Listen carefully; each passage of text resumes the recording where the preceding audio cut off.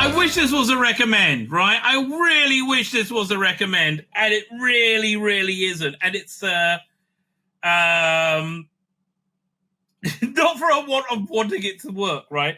I'm not sure if I'm going to get the second part. I might do just, I don't know, because I feel kind of obligated. So, look, this is, they're essentially trying to do with the Seventh Doctor what they did with the Sixth Doctor. The Sixth Doctor, they did the Final Adventure, and that was fan-freaking-tastic, right? That was absolutely fantastic. That was 4 stories, 4-hour-long stories, kind of setting up this ultimate battle with the Valiard and the Sixth Doctor. They had an avatar, like, Master in it, which I thought was stupid. They should have got John Coltrane to do the Alien Master. His Alien Master is perfect, right? Absolutely perfect. Check out the 5 Doctors book on tape. Really, that's only worth it. I got that when I had an Audible subscription. That's only really worth it because his performance is just so good, right? His performance is just fantastic. So this is supposed to be the last day right before he gets shot in San Francisco. So the reason why this is failing is because it's essentially a 12-part story, like a 12-part epic story, and it's completely diffused and somewhat what's the word I'm thinking of? Incoherent, right? Somewhat incoherent and somewhat indecipherable. You have lots of plots going on at the same time, but the most important thing is you have all the returning characters and villains from the Seventh Doctor's era on Big Finish and on TV.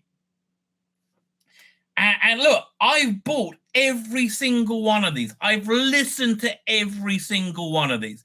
I have literally no clue who all these people are, and they expect you to know everything, right?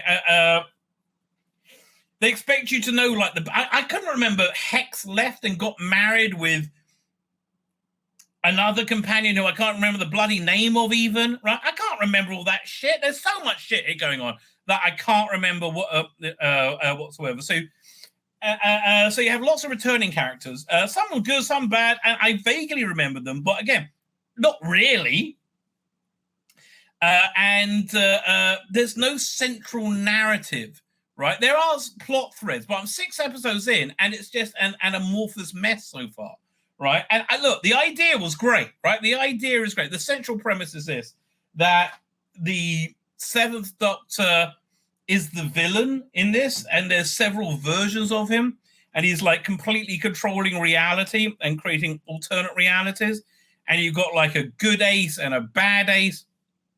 But here's the thing. I don't know when a new character comes in, if this is a new character or if this is an old character that I'm supposed to remember. Because I don't. Bottom line is I don't, right? Look, this worked much better in the Sixth Doctor's Final Adventure because you had 4 stories, beginning, middle, and end, with narratives to them. Here, the stories are it's too big to really work out what's going on.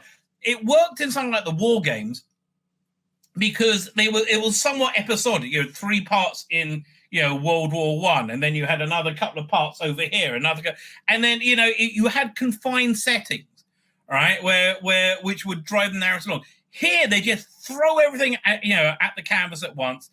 And the other thing is, I don't know. Like when someone speaks, I'm supposed to know who they are. I have no idea who's talking half the bloody time, right? So anyway, so the basic premise is this: the Seventh Doctor is the villain, and Ace is putting together a 7 Samurai, Magnificent Seven, Dirty Dozen, whatever group to try and sort things out. And so that's how they collect all the bad guys who are in this. So you have, let's look at the cast list. You have, let me see. So yeah, this is Lizzie Annis. She's a new character I didn't realize. Jeffrey Beaver's Master, Lisa Bauman as Bernie Summerfield, Rishenda Carey. Now, has she been in it before? I can't remember. And Wayne Forrester, he was from Space 1999, like Jerry Anderson stuff here. Let's have a look, see if any of these people have been in it before. Do you see any Seventh Doctor stories there? No, but see, here's the thing. I shouldn't have to do... Look, maybe to make this work, they should have had one part where they just recount everything that happened, right? Like they're going to be talking about. Wayne Forrester. Okay, so this was a... Oh, no, maybe not. Looks like a new character. Oh, no, so Wayne Forrester... Hob was in it before, in this quantum possibility engine. Yeah. Okay, and let's see if he's playing the same character, Hob. But again, I like... This is just irritating to me, right? This is just... I thought Wayne Forrester... Oh, yeah, Wayne Forrester is in this. Fine. Ogrons are in it. They're not bad. Bonnie Langford, always great. Chase Marston, blink and you miss her. Stuart Milligan plays Garundo. Now, I can't remember Garundo. He's an anthropomorphized frog. Kind of like Dog Bloater, I think, or probably from the same species.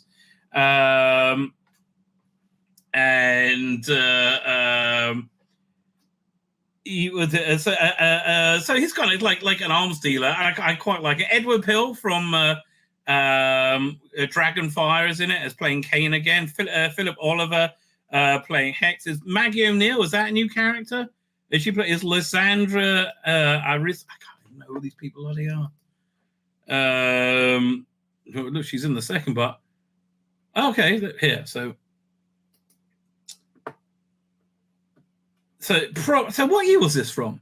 Okay, it's Maggie. Yeah, she was playing the same character. This is from 2012. How am I supposed to remember that? That's 11 years ago, right? 11 years ago. Amy Poehler, Sally Morgan. Yeah, she's been Dan Starkey on Tarans. So again, there's lots of things going on. So there's all these alternate realities, and look, honestly, alternate realities are so done. Right, they peaked in Spider-Man: No Way Home, and they've basically been tired since then. Right, yeah, I think that's why the Flash did so badly.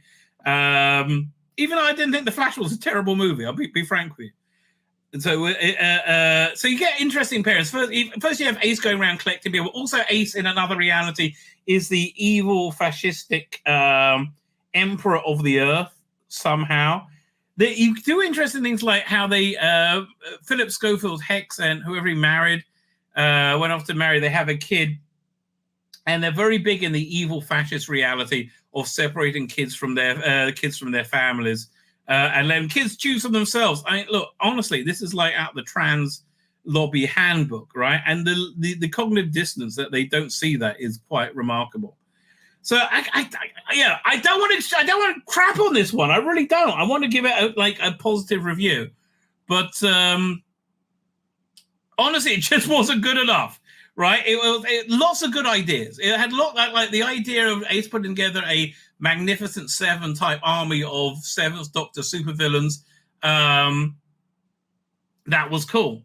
But again, I think maybe doing it as a 12-part epic, it was a mistake. I think maybe doing it as a single box set, maybe with 4 hour-long stories. Like, again, have a beginning, middle, and end. Here, there's just too much going on, right? There's too much going on to really focus on. And you, by the time you get to the end of episode 6, which is the end of the first part, you still don't really have a clear idea what's going on. And I'd lost interest by then. Right, I was just pushing to finish listening this so I could review it. Do they have anybody any good backs? Man, Edward Pill looks quite a bit older, right? Bonnie Langford's always a delight. They had Bonnie Langford paired up with Lisa Bowerman's Bernie Seinfeld, and that works, right? That actually works quite well. Okay, they've got a bunch of people. Matt Fitton, Maggie O'Neill, Emma Haig, Amy Louise Pemberton, Sylvester McCoy, Sophie Aldred, Lizzie Annis, Dan Starkey, and Sam Clements. The Santarans in it were pretty good. I kind of like the Was it? They're good when they showed up, right? Dan Stark was always fun. The Ogorons are fun, but again, there's very hard to work out what the hell's going on. So sadly, it's not woke, right? It's not like saying, look at my stunning and brave daughter with a big Judge Dredd chin and a giant swinging dick, right? She's so beautiful. What a beautiful daughter she is, right? They're not doing that all the time. You have to go to TV for that.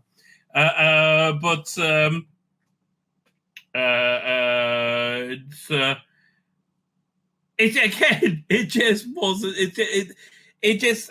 I think it died on Inception, right? I just think that much of this idea is. There's just not a strong enough plot thread to take you through. There's too many characters. I'm never sure who anybody is. I can't remember who anybody is. It sounds like it's being more dramatic than it is, and I think the people writing it was Matt Fitt and Guy Adams were just too up their own asses, frankly, right, about this. So it's a bit of a shame. Let's see what the blurb says. There's always an injustice to fight, and there's always new dangers, new danger in the universe. So yeah, you have this evil Seventh Doctor because he's hardly in it as well, right? He's in it for as more of an extra in these first 6 parts, right? You don't really see him be the Seventh Doctor, which is also a bit of a drawback, right? I can see why they didn't promote this in any way, shape, or form, because it didn't work, because it's cack. The script is cack, I'm afraid. But whatever the Doctor found a way to put things right once and for all, would it really be so terrible to take a stand? Would the end justify the means, and would his friends agree? The Seventh Doctor's last day is coming. Yeah. So this was meant to be like a victory lap for the Seventh Doctor's tenure. Sadly, it was just a diffuse mess. Now, with Doctor Who on TV being so forcefully putting trans life at the center of the narrative, right? Which, look, there's just no way you can get out from the shadow of the Starbeast, right? Judy did, I think, okay with being fresh, but how long till we get another Starbeast, right? And that's basically what Mega Geek's not watching anymore because he doesn't want to sit there waiting to be hit in the face with this obnoxious crap, which is just insane, right? I'm sorry. If you're one of the people who think that having a penis is no object to femininity, I respectfully disagree, and I would like to say there's lots of questions we have. But you just scream at me and you won't answer any questions and call me a bigot just for asking the questions, right? That's a sign you're not on the right side of history. But when Big Finish started, right, mainstream Doctor Who at that point was in books. It was in the Virgin New Adventures and in maybe the BBC range by then, which were much more adult-oriented, progressive. I'm not saying they're more like teenager. They're more progressive, right? They were more layered. It was less kid-friendly. It was more for like a teenage or late teenage audience. And so to balance that, when Big Finish started, they did very traditional Doctor Who. So much so that they used the Tom Baker theme tune for everything, which is kind of annoying me. But they did very traditional Doctor Who stories, which had real storytelling value to them, right? So if Big Finish was smart, that's the route they will go now. They will go like, I want to do really traditional Doctor Who. And I don't think they could. I don't think they could do that, right? Because I think it's a generational thing, right? The woke mind virus is a generational thing.